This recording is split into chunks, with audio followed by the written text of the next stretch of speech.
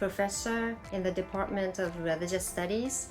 I'm also the director of DePaul Humanities Center.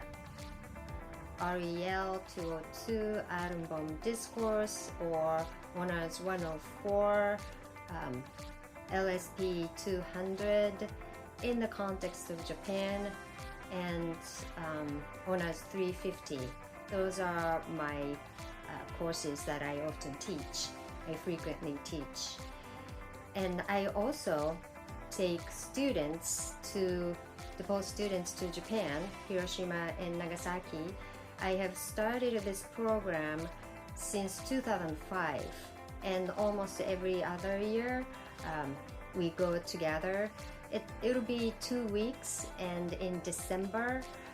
However, as you can imagine, my 2020 trip was canceled, and this year, 2024, we are able to resume this program. So I'm very excited about this. We are going back there the first time in 6 years. So those are the courses I often teach.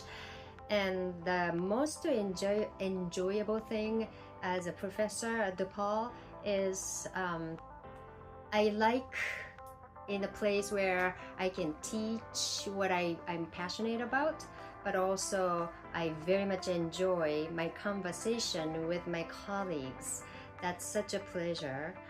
And I also enjoy as much as possible, I enjoy my conversation with my students, and I actually learn a lot from my students. So I like that we don't have a big classroom and having a TA, and I don't remember my students' names, and we don't have that kind of course structure.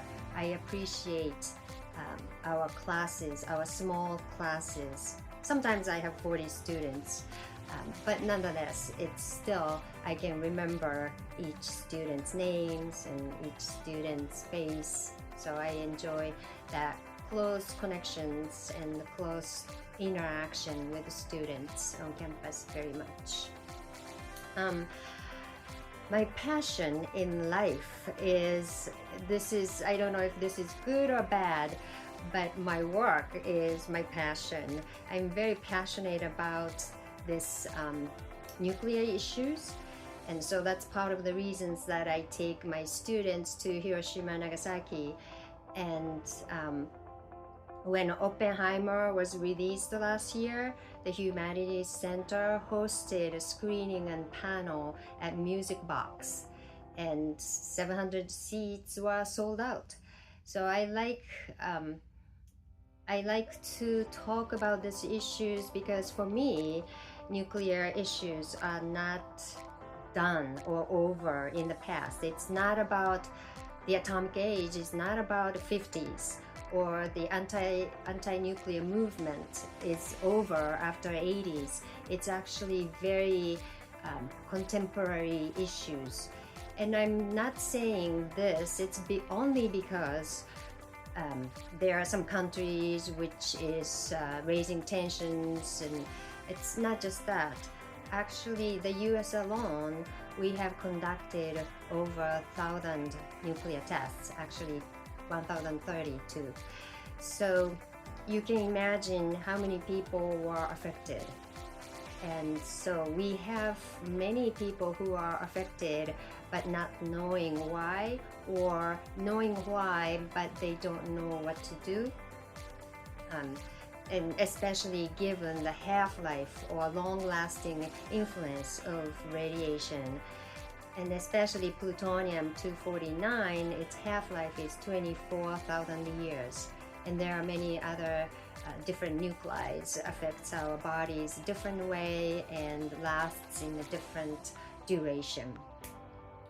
So this is about environmental ethics. This is about also environmental justice issues, because when you see from the beginning and in the end, the process of nuclear weapons and nuclear power, the uranium mines and the waste, and those sites are often the waste sites or uranium mine sites.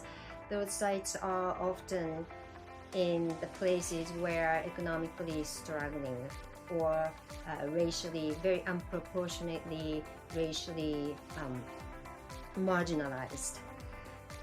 So I think this is very much our problem, everyone's problem.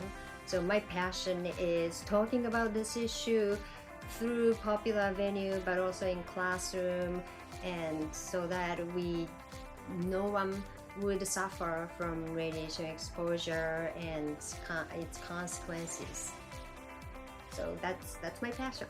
Thank you.